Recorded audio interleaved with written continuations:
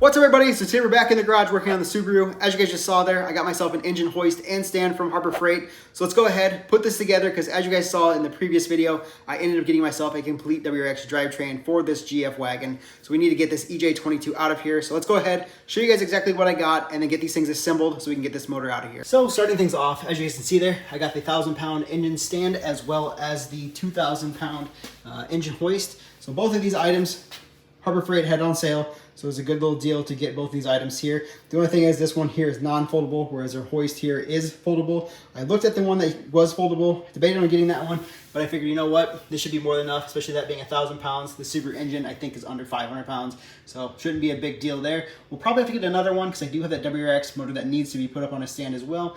But this should be more than capable for what we're going to need it for.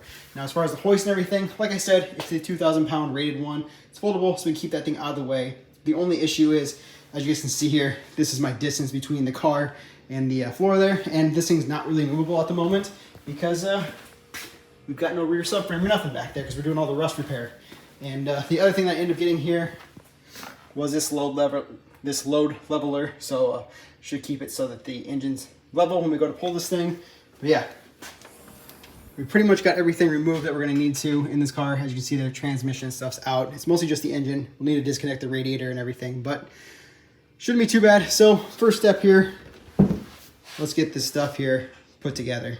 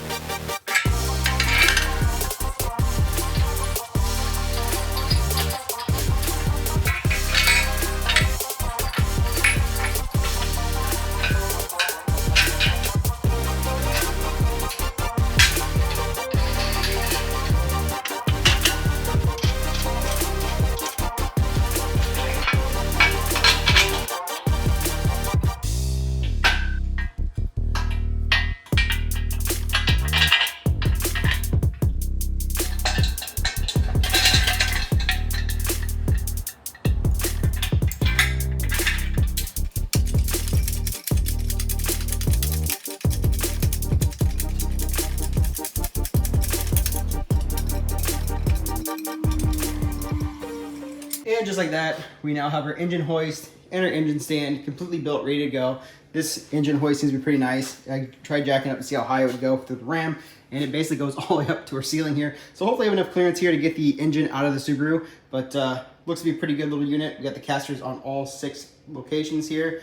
You can fold these 2 legs up, and then it just maintains those 4 there. So it's got these little locking pins right there to keep it so it's flat. But overall, it doesn't look too bad. I went ahead, added a low leveler just to put that to the test. It's got this little crank over here to adjust it. You guys can see there, it's basically just one big long bolt that goes through here and makes it so it basically levels it out. Comes with a couple chains as well.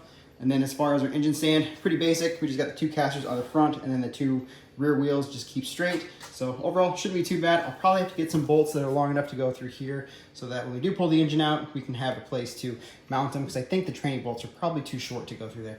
But yeah, they are complete. So now let's go ahead, put them to the test, and get the engine out of the Subaru. So step 1 for removing this engine, I think the best thing to do is let's go ahead and take this hood off, and then next up, we'll go ahead and drain the coolant.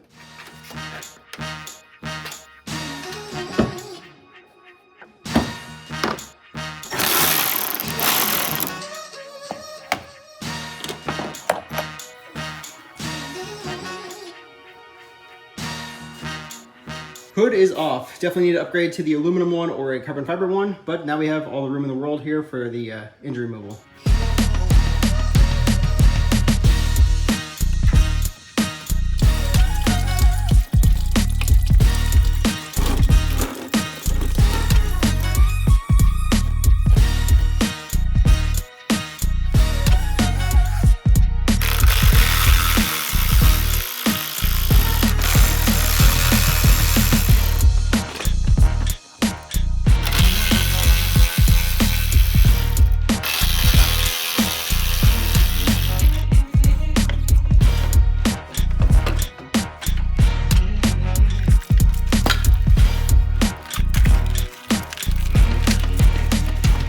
So now that the radiator is out of the way, we got our wiring harness disconnected as well. All we have to do is get our power steering lines off, our AC lines, and our fuel lines. So let's go ahead and disconnect those items there. Now, as far as the AC goes, I don't need to hook this up or drain it to anything because there's nothing in the system. It doesn't work at all. I've already went through and tested this out by pressing on these valves here just to see if anything was in there, and of course, nothing. So they are safe to disconnect.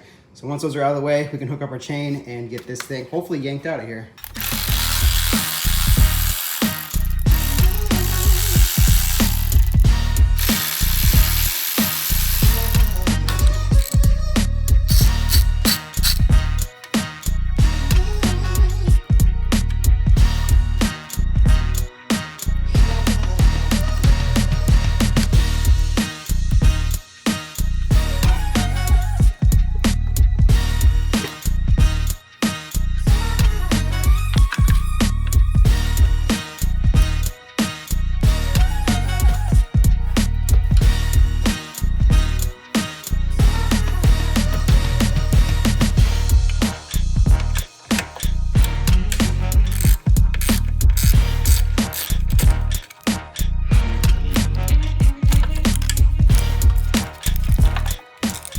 So power steering is disconnected, alternator is disconnected, our throttle cable here is disconnected, fuel lines are out, AC lines are out, I got the vacuum line off the booster that is removed now.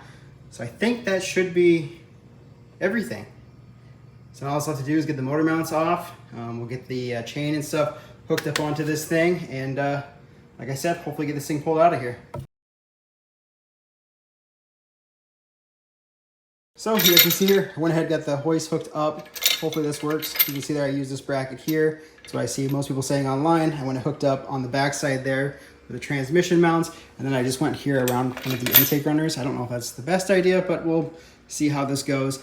Obviously, I don't think this is too heavy by any means. It's like 200 and some odd pounds or whatever, but I set it to the half-ton rating there. So it should give us enough clearance here between the bumper and everything else as far as jacking goes. The only thing I need to do is get underneath the car and unhook the motor mounts, and we should be able to start lifting this thing up. Hopefully we got enough clearance between here and the ceiling, so we'll see how this goes.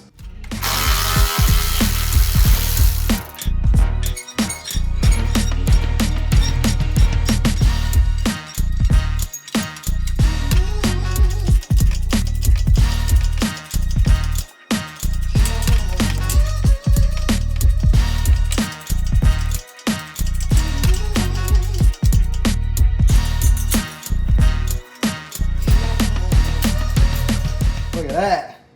It is out. That's awesome. This hoist works great. Now we need to figure out how we're gonna get that mounted on the engine stand.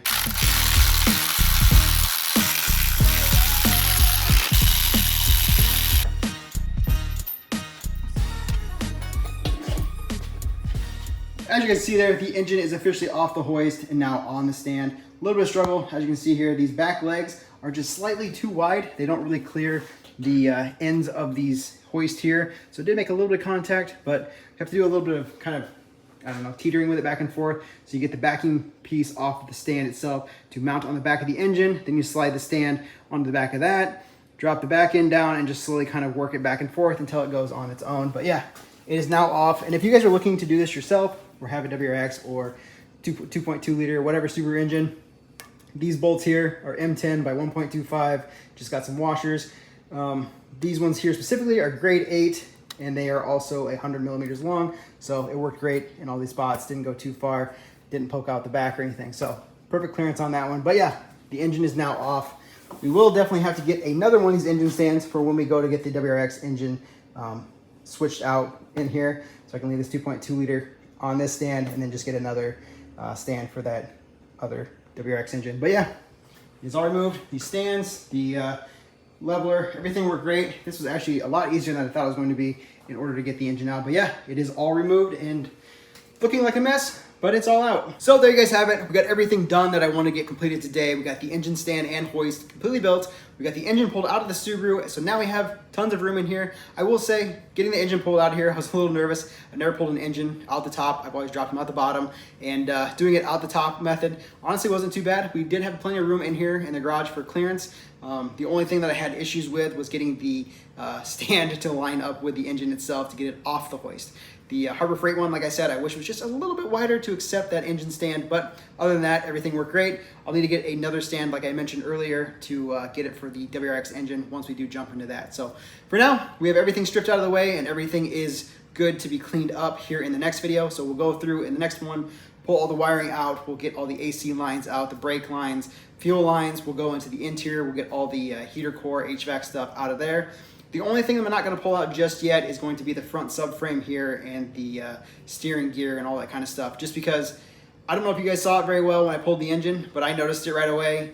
The frame rail on this thing has a slight kink. I didn't notice any damage on this car as far as alignment issues, so clearly this thing's been repaired or fixed at some point with the fender alignment, the bumper, the radiator support, all that stuff, because to have a kink like that, this thing had to got a slight push. So we may be taking this thing to a frame machine to get straightened out, but yeah, we'll see. I'm gonna try to measure it once I get everything stripped out of here and see how it aligns up. Maybe it's just something we can straighten up here in the garage. I don't know. May have to get a little expert or something over here to help me with that. But yeah, so far it's looking good aside from that. So hopefully you guys like this video. If you guys did, make sure big thumbs up. Don't forget to subscribe. Like I said, we have plenty of stuff to come for this car, so you guys have to wait and stay tuned for that. But otherwise, I will see you guys in the next one.